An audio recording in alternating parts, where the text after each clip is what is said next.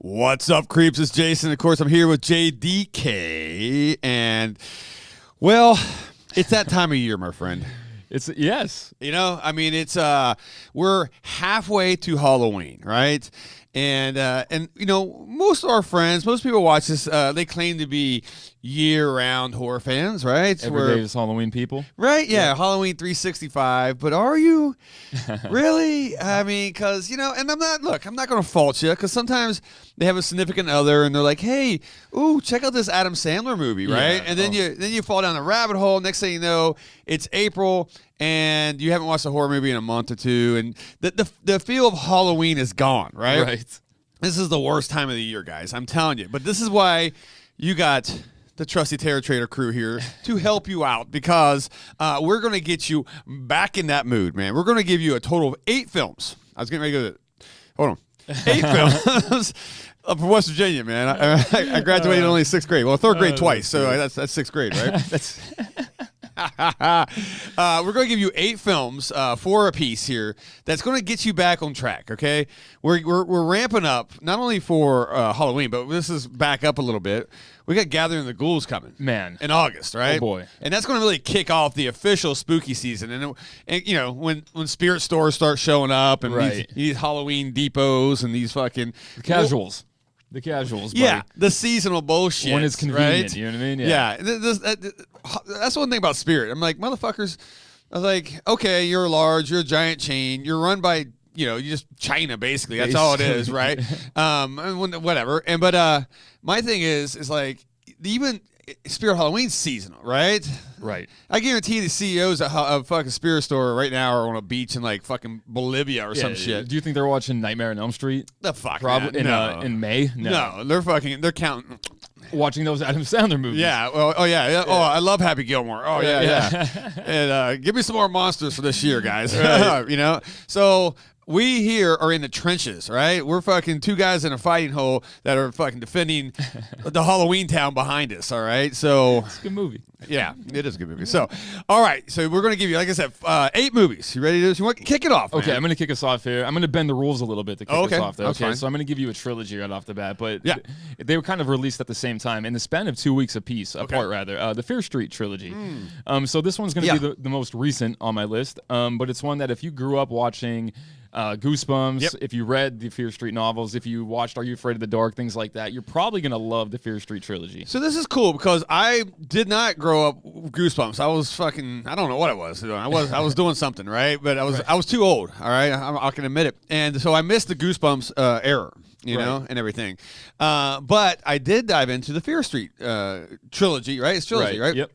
And it's actually really rad, man. It's really cool, and to me, it was as close as I can get to actually feeling that. You know, when did the Fear Street or Goosebumps? About 90s, right? Yeah, early 90s. Yeah, so that's why I kind of liked it, and I enjoyed it, man. I mean, some better than others, but I dug enough to watch them again. For sure. And I mean, like, even if you're not a fan of those things, let's just say you're a fan of like 90s films like Scream, right? Yeah. And the first Fear Street, especially, you kind of get that skull face looking, ghost face. He basically looks just like him. It totally does, yeah. And he runs just like him and all that. He's brutal just like him. So I mean, you get that, but then as you get deeper into this and they kind of circle back, you get like they go to the 1600s into like the witch shit, which is pretty neat, which is rad. So I mean, there's a little something here for everybody. That was kind of my favorite one too, believe it or not. The final one was my favorite one as well. Yeah. So we're gonna start there. They went like the 70s, and then they would go like the 90s. I think they went, and then 90s, 70s, and then 70s, 90s, and then into like 1662 or something. 1666. Yeah, I think that's what up. What you got?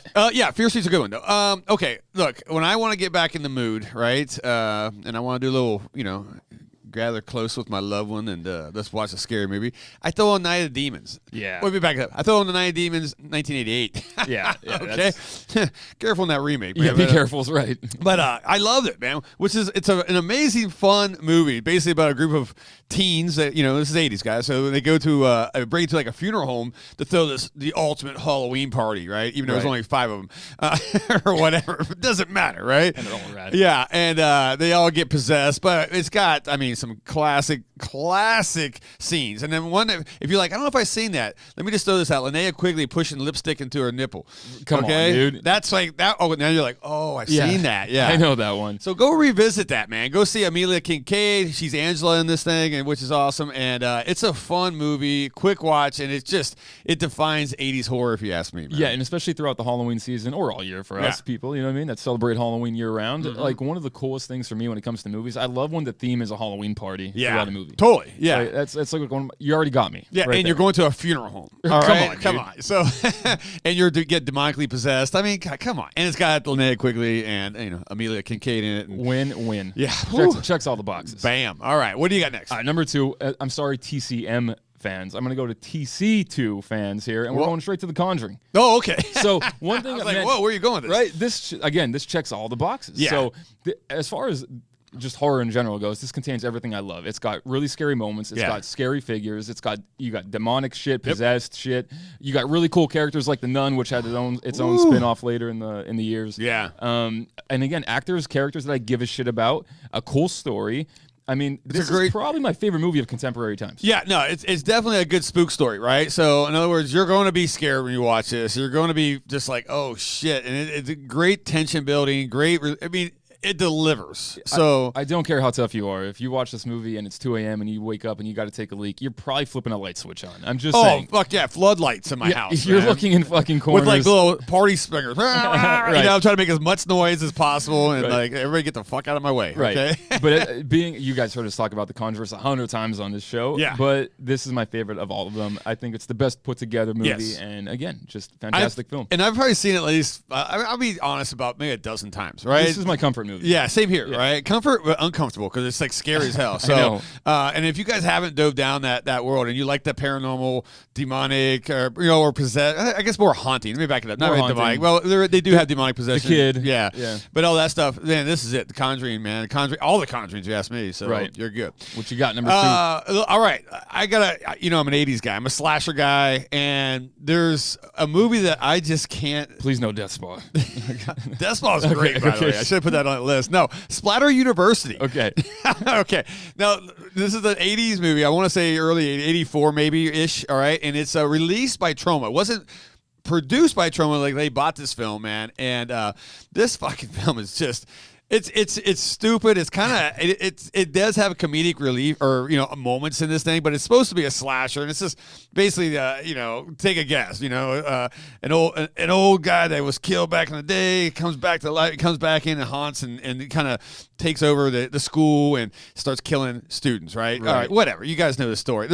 We're not breaking any any records on this one, but it's a fun slasher. It's dumb as hell, and it gets you in the mood. They have tons of funny ass mistakes in this. Like, you'll see dead bodies that are laying there and in the background and they'll move, and shit like that. You can see why Troma picked this movie. Yeah, totally. One of the best trailers. In fact, if you ain't like, I ain't got time to watch Splatter University, do me a favor. Go watch Splatter University trailer. It's right here on YouTube, so you don't have to get off the channel too much. You can go there. It's awesome. It's just the way it's put together, the way it's shot, and with the iconic voiceovers that you get, and it's okay. That's exciting for me because, like the audience, I've never seen the trailer too. Okay, so I've seen the movie, never the trailer. You'll have so much fun on the trailer. I've probably seen that trailer over 150 times just because it's so rad, dude. So yeah, Splatter University, great. Okay, let me back this up. Let me rewind that. I want to say a great movie, right? Right. But if you want a dumb slasher to throw in the background that gets you in that Halloween mood, right? It's that's the season. Throw on Splatter University. It's a party. Yes. Oh yeah. All right. So third film, right? Yeah. So we're gonna go to a Fulci favorite of mine, City of the Living Dead. Oh, I thought he was going zombie. No. Wow, so shocker here. There's a reason why I go City of the Living Dead when it comes to the Halloween season. Yes. Because you deal with more of the cemeteries, the graveyards, the priests that gets hung. Which, by the way, I was at that cemetery in Savannah, Georgia. Really? Yeah, it was like. Oh man, I forgot the name of it, but it was this really old-sounding cemetery name. But where the priest was actually hung in the film, really drove through it on the way to Florida, of all places. But I was trying to look for an excuse to go to Alabama. No, I wasn't. But now I have one. So Bonaventure Cemetery. Bonaventure Cemetery in Savannah, Georgia. If you're there, go check it out. Okay. But the reason why I picked this movie out of all the Fulci films for the Halloween season is because you got that underground, just suffocating atmosphere that Fulci delivers when you get this portal to hell. All the movies he does is fantastic, but the Halloween season, give me City of the Living Dead. Also, Fabio Frizzi does the score. Oh. This score is sure enough to scare you into fucking nightmare-fueled REM. So, I'm not a big Italian zombie guy, Italian horror guy, right? I mean, I like him, don't get me wrong, but this is one of my favorites, all right? Yeah, and I want to say because of the atmosphere and the score. The score is super good, man, super good. So that really worked for me. Anybody that's getting into Fulci, it's definitely his most cohesive movie. It's always the one I recommend. As much as I love as a first-timer. If you're a first-timer, you got to jump into this one first. If you don't like this one, just check out there. You know what I mean? Because the other ones don't get much better as far as story or anything goes. Yeah. But I can't talk. I just said Splatter University is a good movie. So. But Fulci, you get what you get from him, right? He's the gore father. You're going to lack a lot of plots. There's a lot of logic gaps in his movies. But you get some really cool visuals and a really haunting soundtrack. What Fabio, who does all of the shit for him. So I love it. That's why I go with that. As you guys know, I do love Fulci, but I don't really, fly the flag for him here on the channel that much. Yeah. But this movie's pivotal. Which is, thank God, because you fly the flag so much at work, and it's annoying. Only for you. Number 3, what do you got? All right. We're going to go, I'm stuck in the 80s, right? But let me get out of my comfort zone for 1 minute and go right to 2018. Remember back in 2018, we didn't have viruses. Right. Whatever. I'm going to Mandy. Oh, nice. I love Mandy, right? The world was a better place at that time. No, it really wasn't. I don't know. Nick Cage, baby. Oh, yeah, exactly, right? So if you haven't seen Mandy, it's a real trip. So it's not a slasher or anything like that, man. It's more of a psychological horror film that it's so crazy. You got religious cults in this. You got demonic bikers, lots of LSD, even bad batches of LSD that turn this whole thing into a big mind trip. And yes, you have a fucking head-to-toe bloody Nick Cage, right? So rad. And I forgot to mention Full Frontal. You did. This is true. So yeah, sorry, but whatever. I'm not judging. So. Yeah, no, Mandy's fantastic, dude. It actually kind of drives me ccrazy when we talk to some people that don't enjoy this movie. Because what's there not to like? First of all, if you don't like Nicolas Cage, we have nothing in common. You know what I'm saying? Right then and there. So yeah, now, this is like I said. If you're in the mood for that psychological horror, like just mind trip, like what the fuck did I watch, man? But that was rad. Mandy is to me is like my number one on that one, man. For going to that route, right? Because that's not always what I want to see, right? Sometimes I just want to veg out and to see blood, right? But this is pretty wild stuff. It's a good revenge movie, right? I mean, that's basically what his whole thing is about. And like I said, you get to see Nick Cage kick some fucking ass, man. And I love it. Sign me up. Sign me up for Mandy. Sorry about that.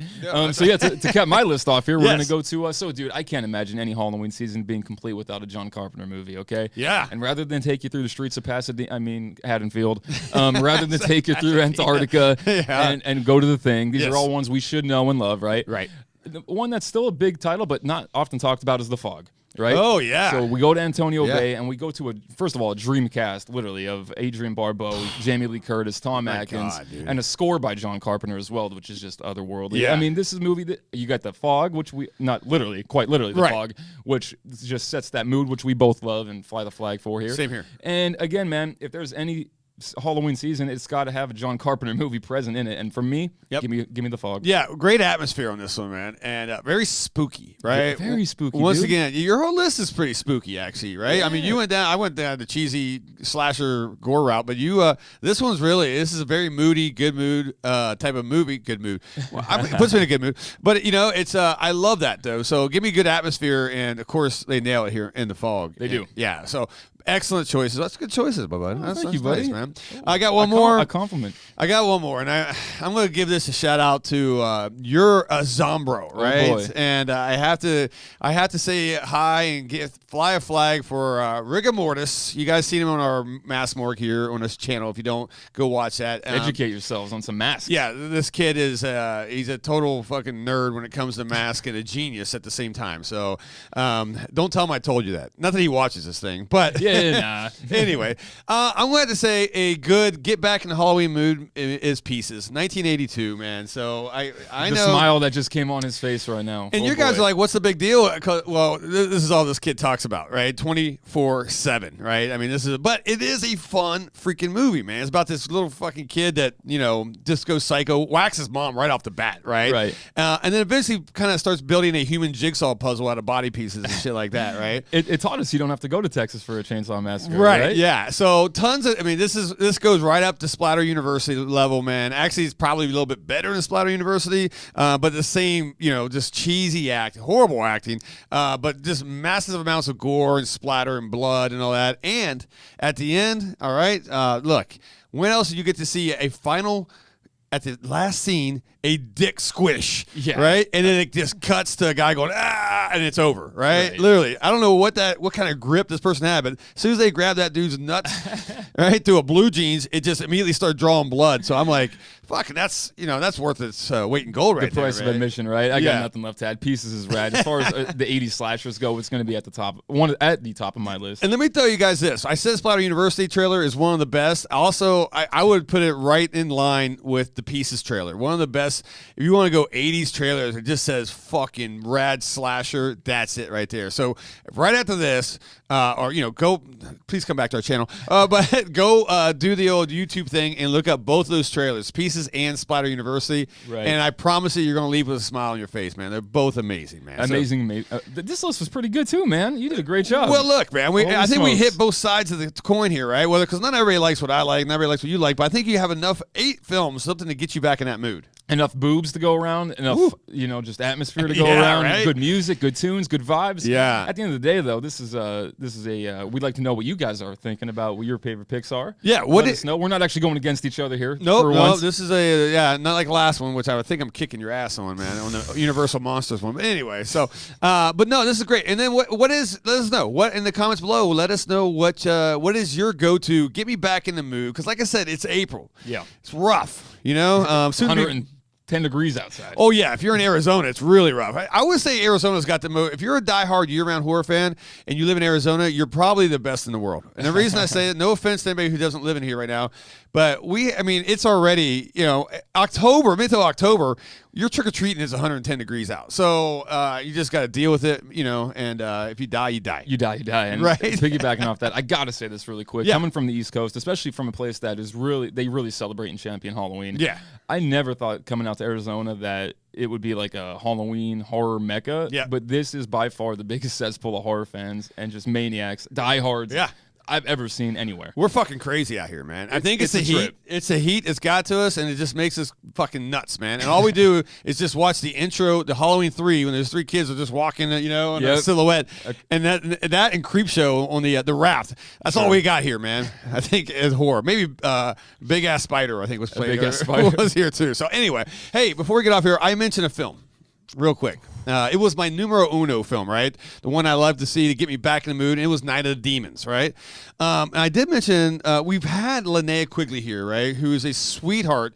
Oh, she was so amazing, man, to have her here. And we talked to her to this day. But she's only one half of the Night of the Demons, royalty, So why don't we get to meet and hang out with the other half, right? That's right. Amelia Kincaid is coming to Gathering of the Ghouls. Damn it. Angela. Woo! I am so happy about this, man. So you're telling the people there's a party and they're invited. Oh, if you've seen Night of the Demons, you're right. Yeah. So exactly. And hats off to you. You locked us down, man. This is great, man. You reached out to her, and we will have Linnea and Amelia here back-to-back years. Are you kidding? Man. So we will have completed Night of the Demons. And I believe she's coming in costume. Don't quote me on that, but she says she will. So can you imagine getting a photo taken, getting an autograph by Angela in costume? It's amazing, man. So Amelia's she's such an amazing person, super cool, super rad, and she is pumped to come here and party August 25th 26th, 27th, I think it is. Yep. Sorry. At the end of August, last weekend of August here at the Mesa Convention Center here in Arizona, right in the Phoenix area, guys. It's literally, if you're outside of Phoenix or you're outside of Arizona, like, hey, how far is it? Fly into Phoenix.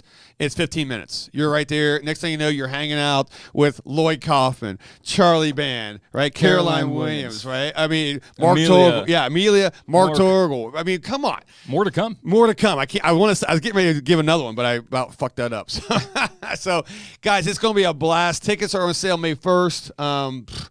At our website, territory.com. I don't know what to say. If you don't want to come, that means you don't like the party, and enjoy your rom-coms. Yeah, you hate all things fun. That is true. Yeah, just go sit there and just be mad. Enjoy the sweltering sun. Right? So, all right, guys. Enjoy your halfway to Halloween.